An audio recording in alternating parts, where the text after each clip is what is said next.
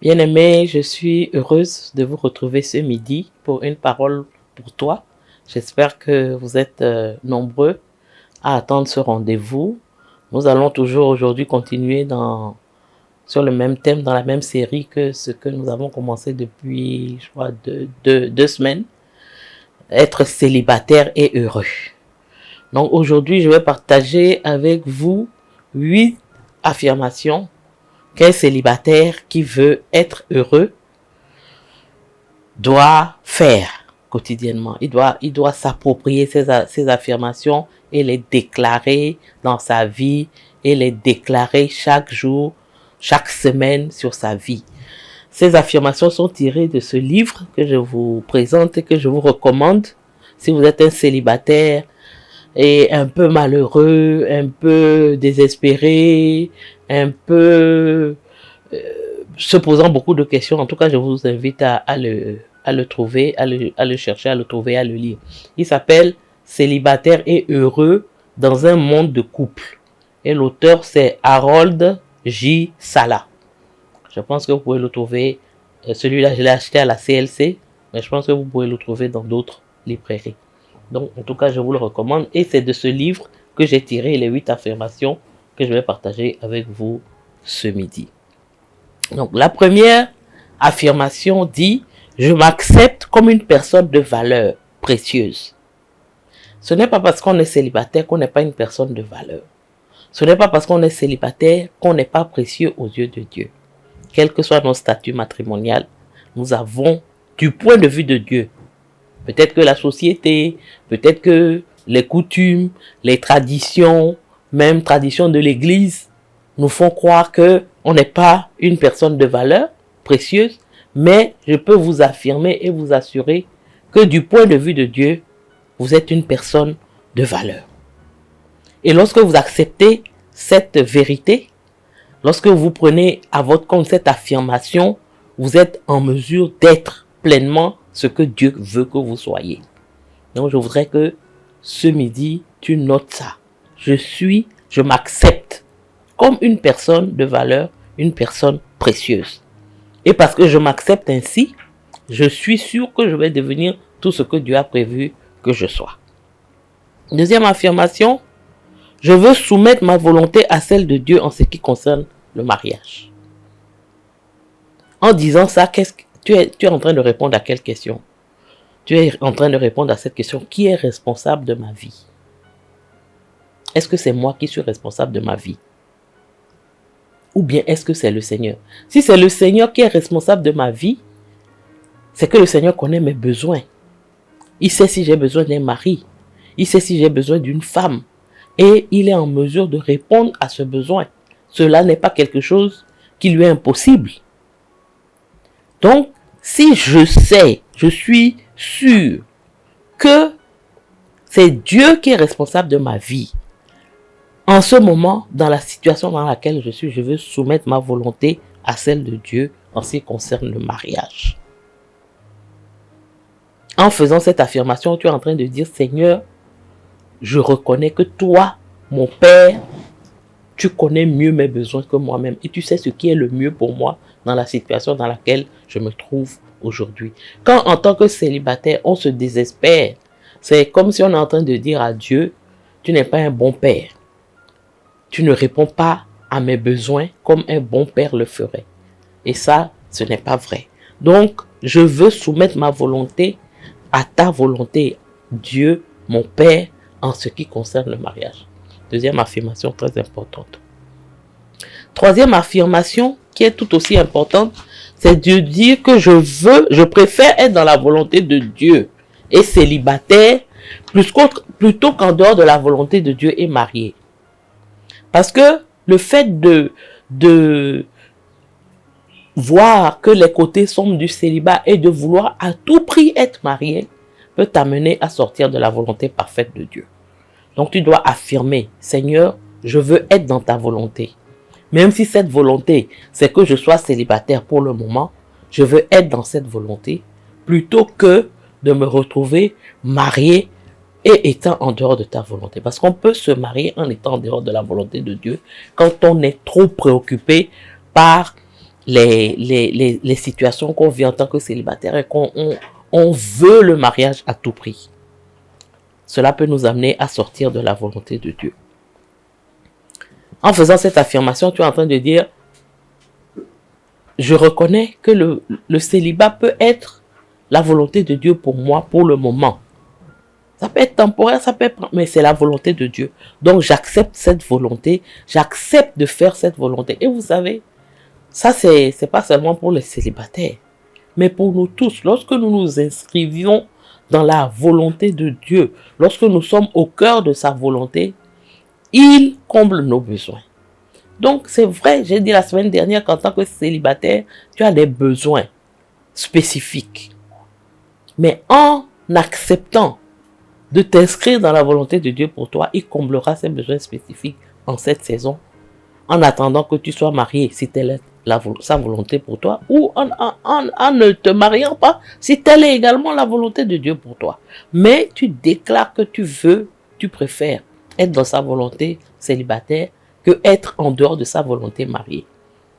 Tu mets sa volonté au-dessus de ton désir de mariage. Quatrième affirmation, je refuse de gémir sur mon sort ou de me considérer comme incomplet du fait de mon célibat. Beaucoup de célibataires se sentent incomplets, se plaignent, murmurent sur leur sort, ils se sentent victimes, ils se sentent mal aimés. Et si tu es dans ce cas, tu dois répéter cette affirmation, je refuse de gémir sur mon sort ou de me considérer comme incomplet du fait de mon célibat. Ce n'est pas parce que tu es célibataire que tu es incomplet. Parce qu'un célibataire incomplet, il n'est même pas apte à se marier. C'est 1 plus 1 qui font 2. C'est pas 1 demi plus 1 demi. Pardon, 1 plus 1 qui font 1. Dans le cadre du mariage. Ce n'est pas 1 demi et puis 1 demi qui se mettent ensemble et puis qui forment 1. Non. C'est une personne complète qui se suffit à elle-même, qui peut vivre par elle-même, qui peut être heureuse par elle-même, qui se marie avec une autre personne complète. Donc ce n'est pas parce que tu es célibataire que tu es incomplet. Et ça, tu dois affirmer cela. Tu n'es pas incomplet, tu es complet. Au contraire, comme je l'ai dit la semaine dernière, tu as plein de possibilités qui s'offrent à toi qu'un marié n'a pas. Tu as un champ de possibilités infini. Tu peux te lever comme moi je dis toujours, aujourd'hui, je peux passer ma nuit à lire un livre. Si j'étais mariée, je ne peux pas. Je peux me lever à l'heure que je veux quand je ne travaille pas. Je peux faire la grasse matinée. Si vous avez des enfants, vous ne pouvez pas vous lever à l'heure que vous voulez. Vous pouvez voyager comme vous voulez. Vous pouvez aller en mission comme vous voulez. Tout ça, ce sont des possibilités qui s'offrent à un célibataire qu'un marié n'a pas. Donc, tu es complet. Tu peux faire des choses. Tu peux t'épanouir parce que tu es une personne complète. Et tu dois refuser de gémir sur ton sort et de croire que tu es incomplet parce que tu es célibataire. 5e affirmation, je veux célébrer mon célibat en Christ. Cela veut dire quoi? C'est-à-dire que il faut t'aimer toi-même comme tu es. C'est un peu la suite de la précédente affirmation, mais c'est un peu différent. Je suis une personne complète et j'ai de la valeur. Donc tu dois pouvoir faire connaissance avec toi-même qui tu es. Qu'est-ce que tu as comme valeur, comme compétence, comme, comment je peux dire, qu'est-ce qui fait de toi une personne unique? Parce que chacun d'entre nous, on a quelque chose d'unique.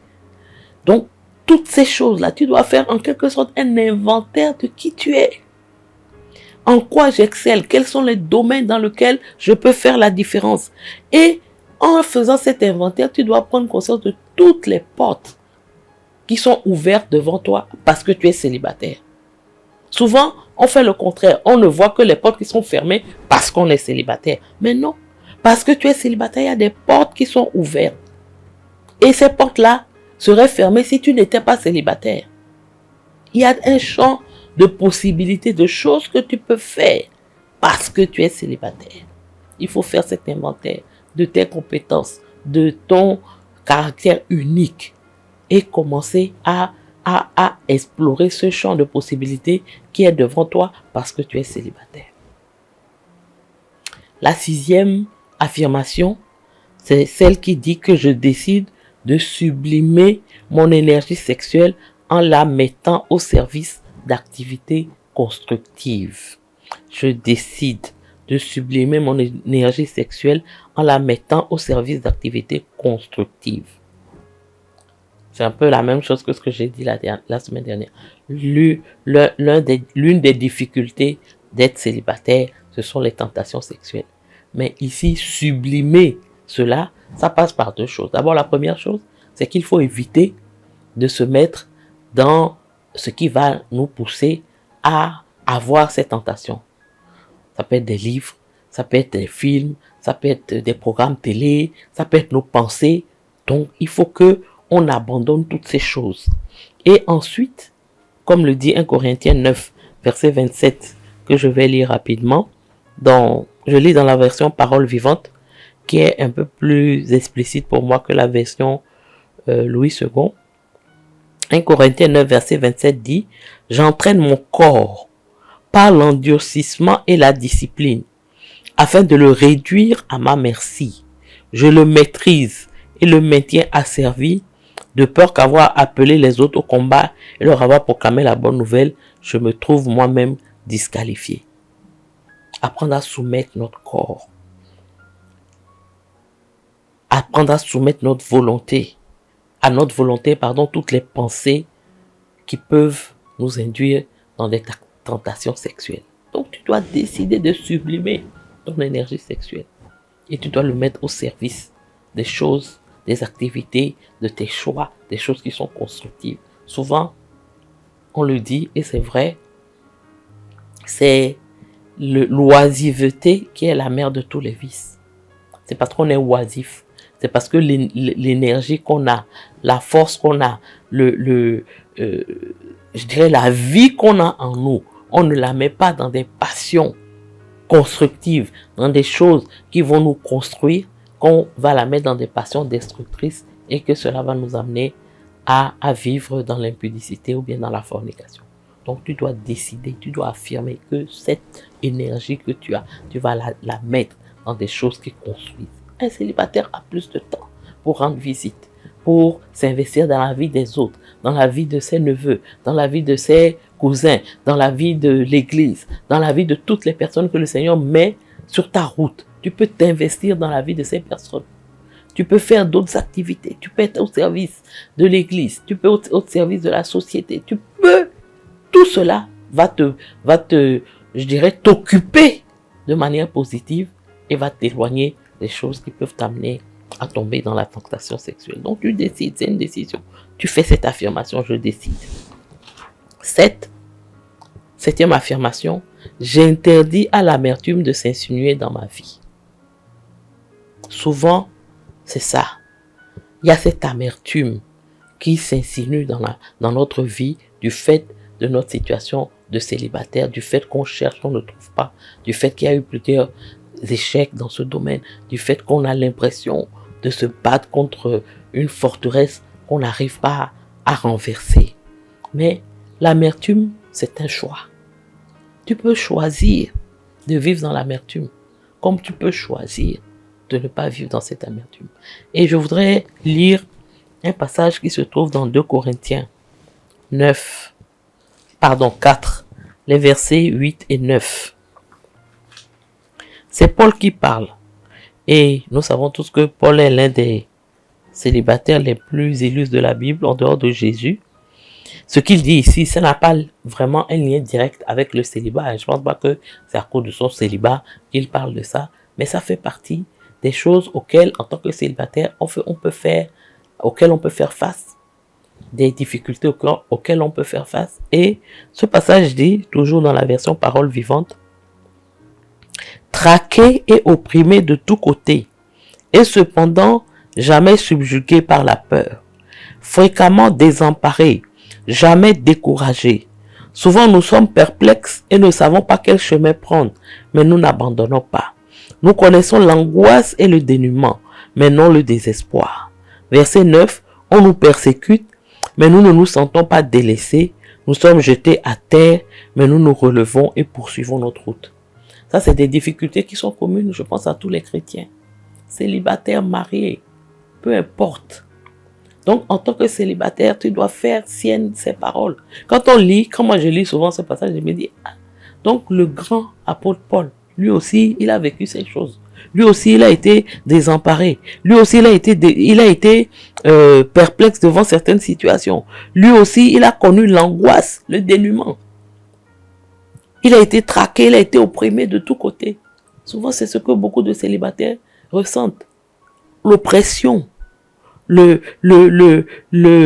peur, le fait d'être désemparé, le fait de ne savoir plus quel chemin prendre, que faire. J'ai tout essayé, mais je n'arrive pas à sortir du célibat. Que faire? Mais Paul dit dans toutes ces choses, ça arrive.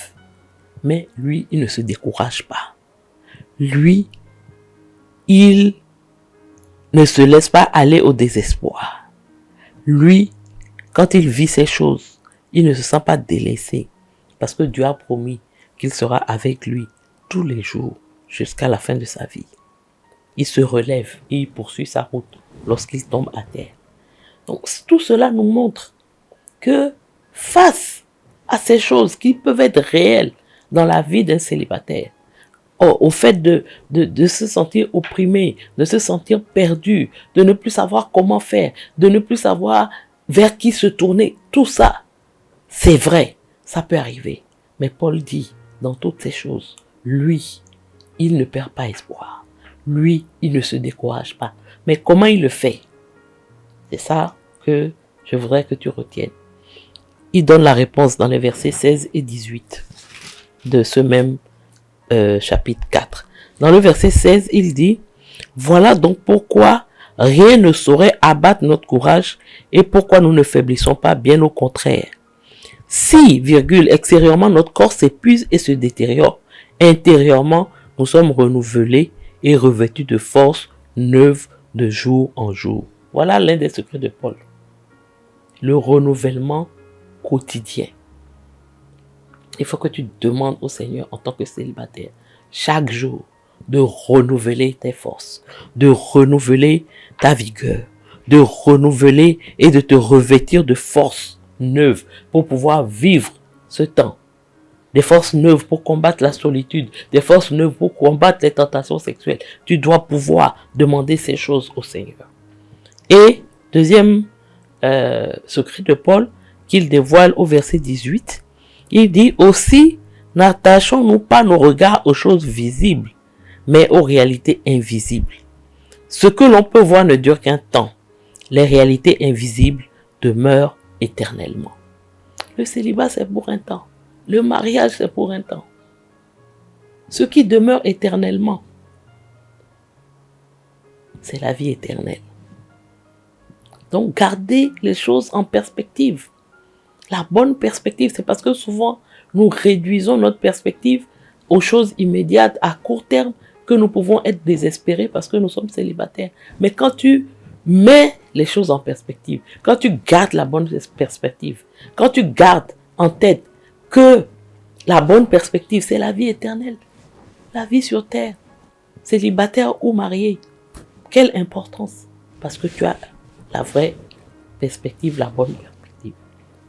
Et huitième et dernière affirmation dit, je désire que Jésus soit le Seigneur de ma vie entière. Je ne veux pas seulement que Dieu soit mon Dieu. Je ne veux pas seulement que Dieu soit mon sauveur, mais je veux que Dieu soit mon Seigneur.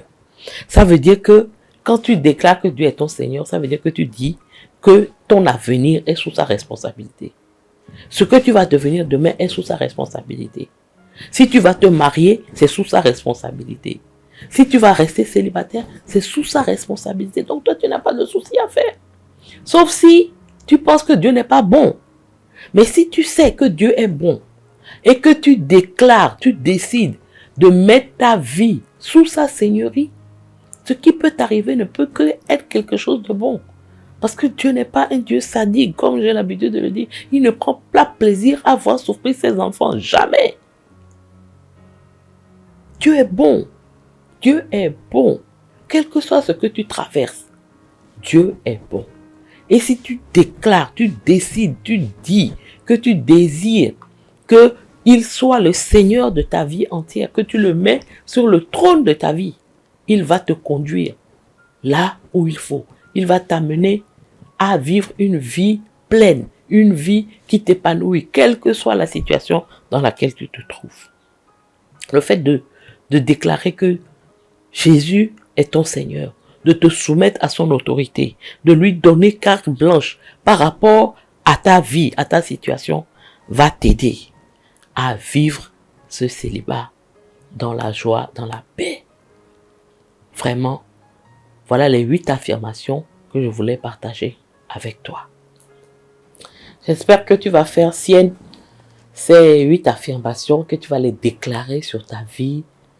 Tu vas te les approprier, tu vas les dire, tu vas parler à ton cœur, à ton âme, pour qu'il puisse véritablement se faire une raison et déclarer quotidiennement, hebdomadairement, en tout cas de la manière dont, comme tu veux, ces affirmations sur ta vie. Pour terminer cette émission aujourd'hui, je voudrais te donner 6 sujets de prière que tu vas prier. On ne va pas pouvoir prier tous ces sujets-là aujourd'hui. On va voir le temps qu'il restera et puis on priera. Mais je voudrais te donner ces sujets. Tu vas les noter et puis ce sera tes sujets de prière. Par rapport à tous ceux, j'insiste là-dessus, tous ceux qui vivent le célibat. Il y a des gens qui vivent bien leur célibat. Il y a des gens qui n'ont pas de problème. Si tu n'as pas de problème, tu remercies simplement le Seigneur pour les opportunités qu'il te donne, pour ce que tu peux faire, etc. Mais ceux qui vivent dans l'inconfort par rapport à cette vie de célibataire qu'ils mènent, les sujets là sont pour vous. Le premier sujet, il faut que tu pries pour la guérison des blessures de ton passé. Parce que comme on l'a vu, je crois, à la 2e émission, souvent ces blessures sont un frein à ce que tu puisses t'engager de nouveau, à ce que tu puisses véritablement rencontrer de nouveau quelqu'un, si jamais le Seigneur veut que tu te maries. Donc, prie par rapport à ta guérison, par rapport aux blessures de ton passé. Souvent, quand on n'est pas guéri et qu'on se marie, comme on dit, on envoie ces blessures-là dans le foyer, dans le mariage, et ça complique les choses. Quand on regarde les couples mariés, parfois qui ont de sérieuses difficultés, c'est parce que chacun a amené, ou bien l'un des partenaires a amené dans le mariage des blessures du passé. Il n'a pas pris le temps de guérir de ces blessures.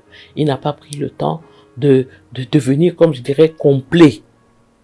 Et donc, il rentre dans le mariage en étant blessé. Ce n'est pas forcément des blessures liées à des échecs dans le cadre de la recherche d'un partenaire. Ça peut être des blessures d'enfance.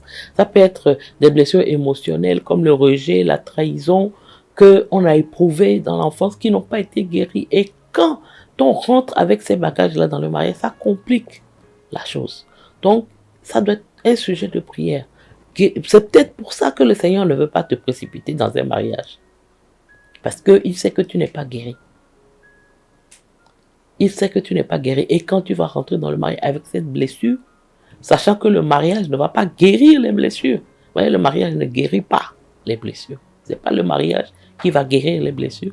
Ça ne va faire qu'empirer ces blessures. Ça ne va faire que les rendre encore plus fortes. Je prends un exemple tout simple pour expliquer. Une fille qui a été abandonnée, par exemple, et qui souffre de rejet, d'abandon, elle va peut-être se précipiter dans un mariage parce qu'elle a rencontré quelqu'un qui dit qu'il l'aime. Et elle pense que effectivement, elle ne va plus souffrir le rejet, elle ne va plus souffrir d'abandon. Mais celui qui t'aime, c'est un être humain aussi. Et il peut faire des choses qui vont ressembler à de l'abandon, ressembler à du rejet. Si tu n'es pas guéri, ces choses-là, que quelqu'un d'autre qui n'a pas ce problème aurait minimisé, serait passé dessus et puis avancé, ça va devenir pour toi un problème.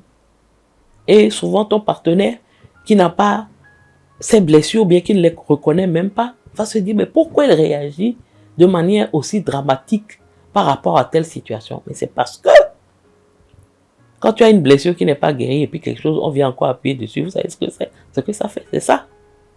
Donc c'est comme des parties de toi qui sont à vif et maintenant le mariage vient encore rajouter des blessures sur ces blessures. Donc c'est important de prier pour guérir de ces blessures du passé. Deuxièmement, il faut que tu pries afin que Dieu te remplisse pleinement. Que son amour te remplisse pleinement. C'est important. Dieu, c'est vrai que Dieu n'est pas un être humain. Et comme je l'ai dit, en tant qu'être humain, on a besoin de relations avec d'autres êtres humains. Mais Dieu peut combler ta solitude, d'une part, en te couvrant d'amour, mais d'autre part, Dieu peut combler ta solitude en t'orientant vers des personnes qui vont te donner l'amour dont tu as besoin. Parce que ce que l'homme recherche, c'est l'amour. Ce qu'une femme recherche auprès d'un homme, c'est de l'amour.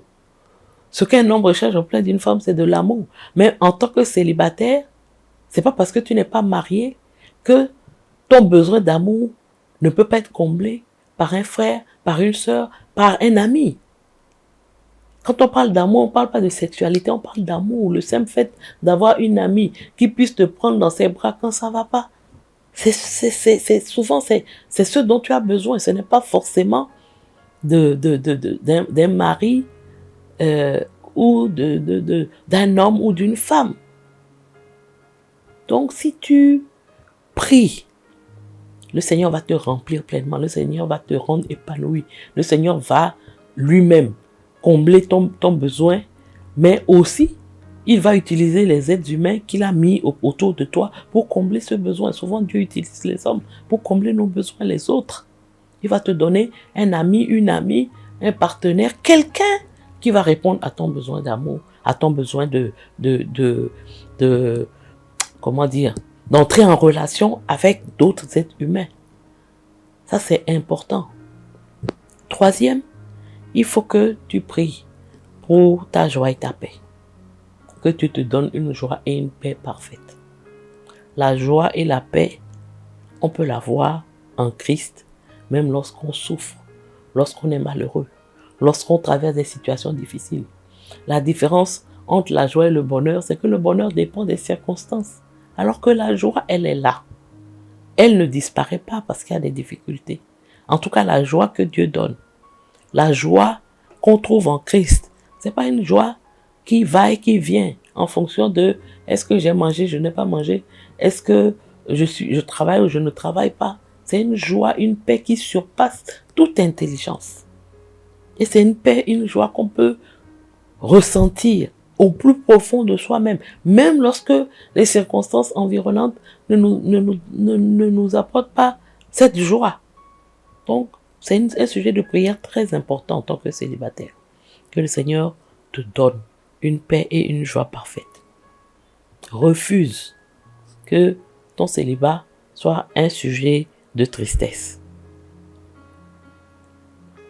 Demande à Dieu, demande au Saint-Esprit de t'apprendre à vivre en ressentant de la joie, en sachant t'amuser, en sachant profiter de la vie. Parce que Dieu te donne la vie. Dieu n'a pas dit que pour avoir une vie en abondance, il faut forcément être marié. Donc, il faut prier que cette paix et cette joie que seul Dieu peut donner soit ton partage chaque jour. Quatrième sujet de prière, tu dois prier pour la patience. Que Dieu te donne la patience d'attendre. Que son plan pour toi se réalise, que sa volonté pour toi s'accomplisse. L'impatience est souvent une des choses qui amènent les célibataires à être malheureux. L'impatience. Donc la patience, c'est un fruit de l'esprit. Il faut prier pour que le Saint-Esprit te donne cette patience. T'aide à attendre le temps qu'il faudra. Le temps que cela mettra. Que cela ne soit pas un problème pour toi. Mais Dans la confiance, apprends à être patient. Parce que tu as remis ta vie entre les mains du Seigneur. Parce que il est assis sur le trône de ton cœur et qu'il fait ce qu'il faut pour que tu sois heureux.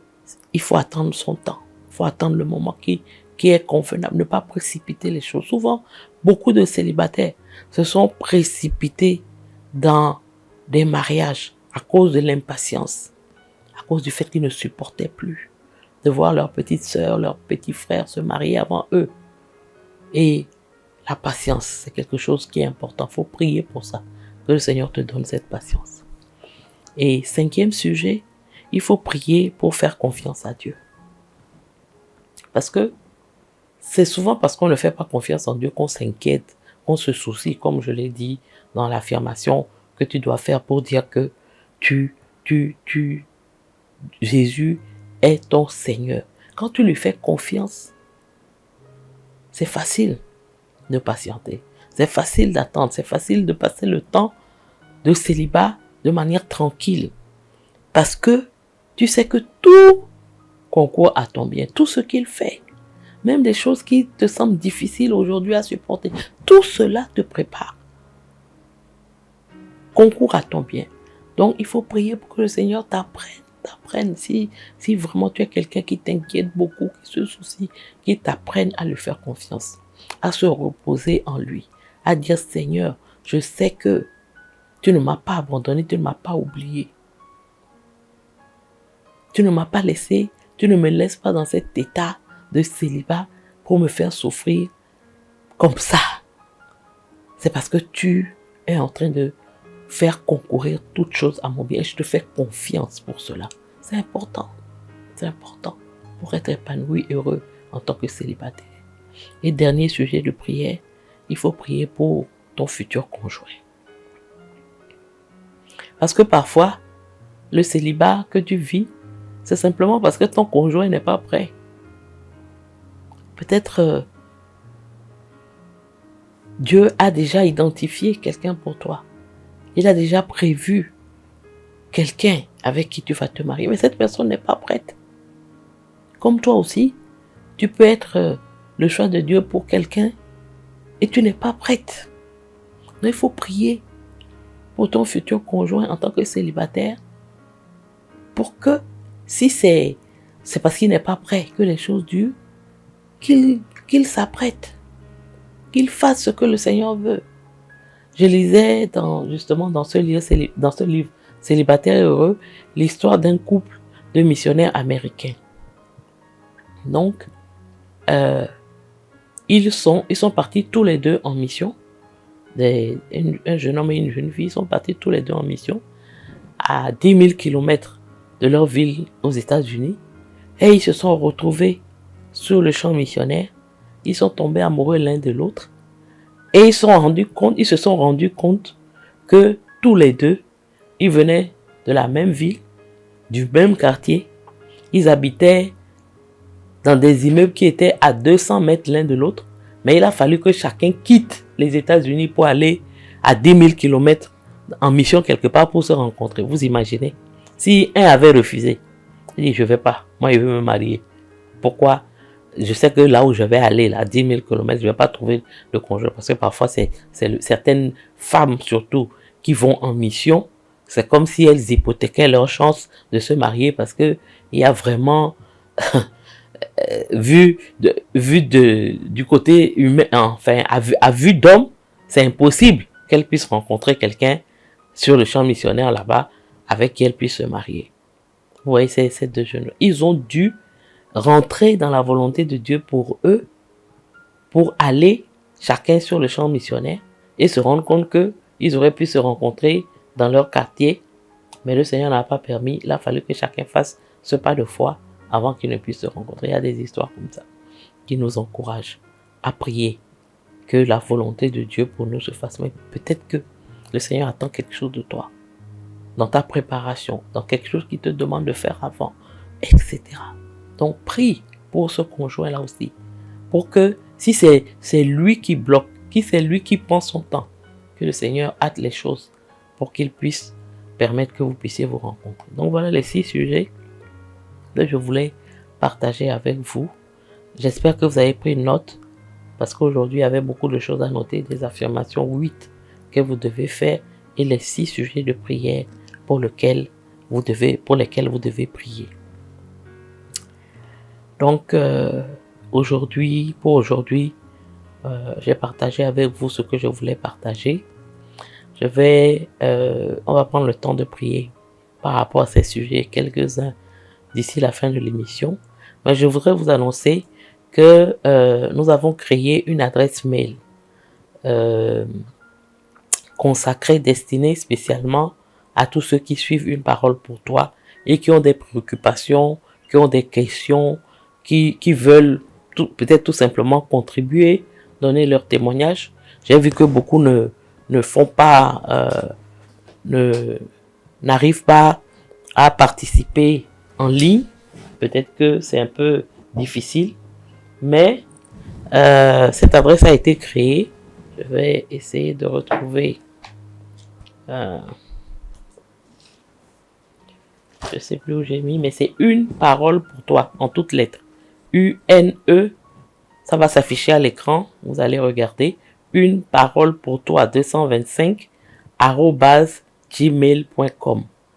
Donc, cette adresse, c'est pour vous.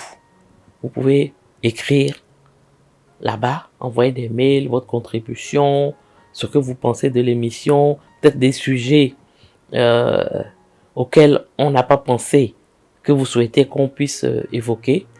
La semaine dernière, ce sera la dernière émission de la série sur le célibat. Donc, si vous avez des questions sur le célibat, c'est maintenant qu'il faut les poser.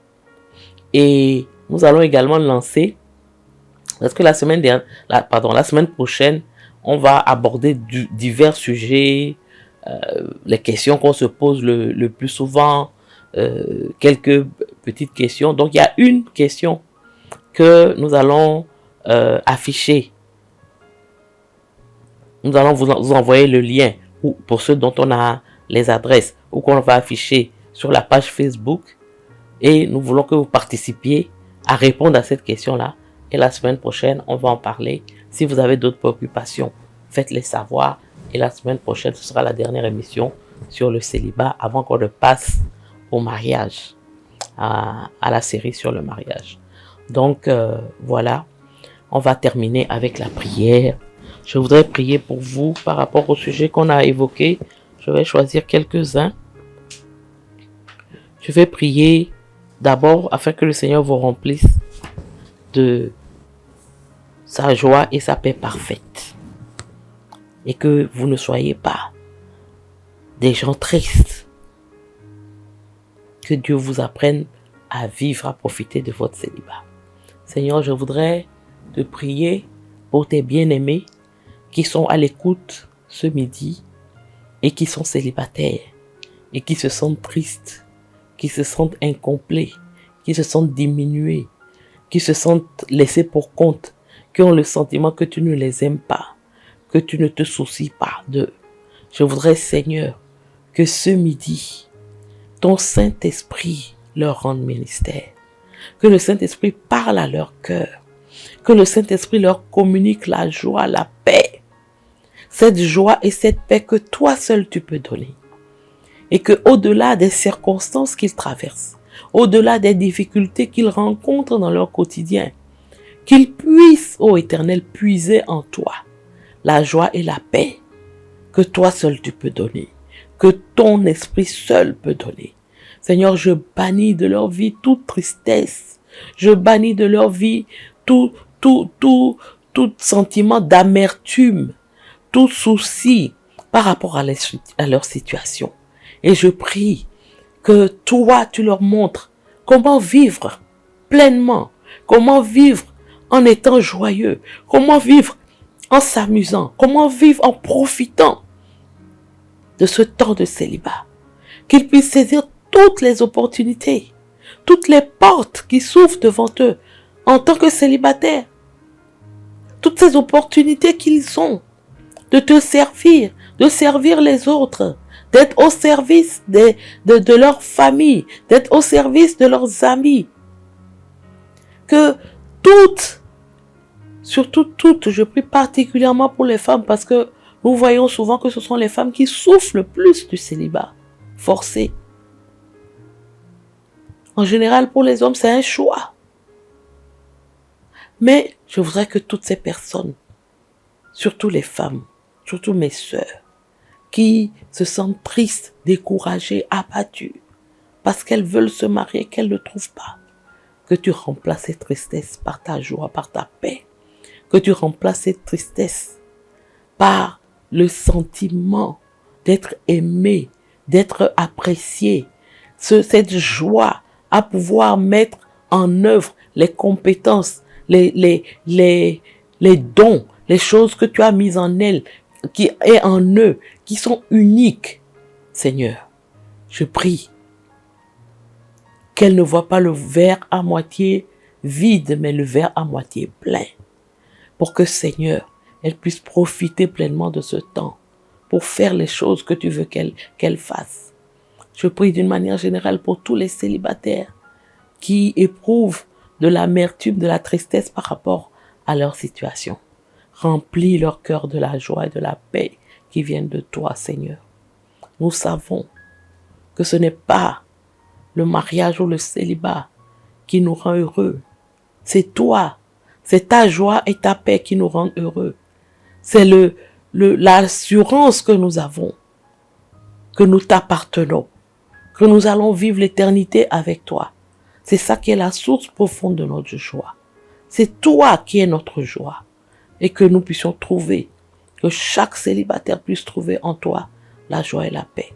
Que tout ce qui vient troubler cette joie et cette paix, toutes les situations quotidiennes qui veulent troubler cette joie et cette paix, je les chasse, je les bannis de leur vie. Et je déclare qu'à compter d'aujourd'hui, ils marchent dans la patience, ils marchent dans la joie, ils marchent dans la paix, ils marchent dans la confiance de ce que tu es un Dieu bon. Et que, en tant que leur Père, tout ce que tu fais pour eux, tout ce que tu fais dans leur vie, tout ce qui tu les amènes à traverser, tout cela concourt à leur bien. Merci Seigneur. Je prie également pour tous ceux qui, parce qu'ils ont été blessés, ne sont peut-être pas prêts pour le mariage. C'est pourquoi tu retardes les choses, parce que tu ne veux pas qu'ils aillent rentrer dans un mariage pour non seulement se rendre malheureux, mais rendre malheureux également leur conjoint.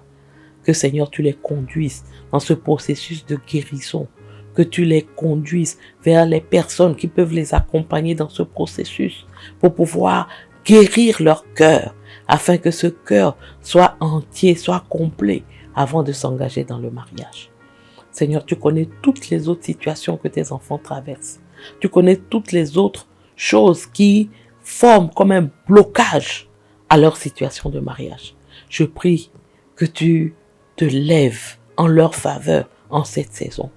Je prie pour ceux dont le mariage est bloqué par des attaques, par des réclamations, par de la sorcellerie, par des malédictions.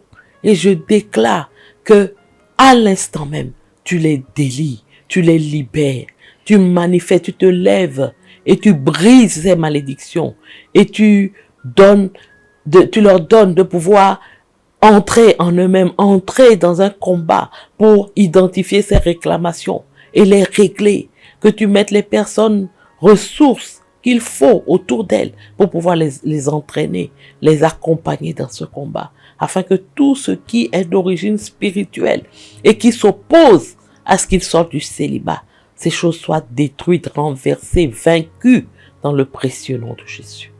Seigneur, merci. Tu connais toutes les autres choses. Je voudrais te recommander chacun de tes bien-aimés qui écoutent cette émission. Tu connais sa situation. Tu connais ce qu'elle vit. Tu connais ce qu'elle traverse. Tu connais où se trouve le blocage. Tu connais si c'est parce que tu veux les faire passer par un temps où toi-même tu veux les façonner, les préparer au mariage. Que tu veux qu'ils te fassent de toi leur joie. Interviens dans chaque situation et apporte la réponse, apporte la solution, donne les sentiments qu'il faut, le cœur qu'il faut, donne la confiance en toi qu'il faut pour que tous tes enfants soient véritablement en paix paix par rapport à cette question de célibat, le temps que tu leur donneras de rester célibataires. Merci Seigneur, parce que tu écoutes nos prières. Tu as dit de t'invoquer lorsque nous sommes dans la détresse et tu nous répondras. Réponds à tes enfants, réponds à tes bien-aimés, réponds à chacun en fonction de son besoin, en fonction de son cri, en fonction de sa prière.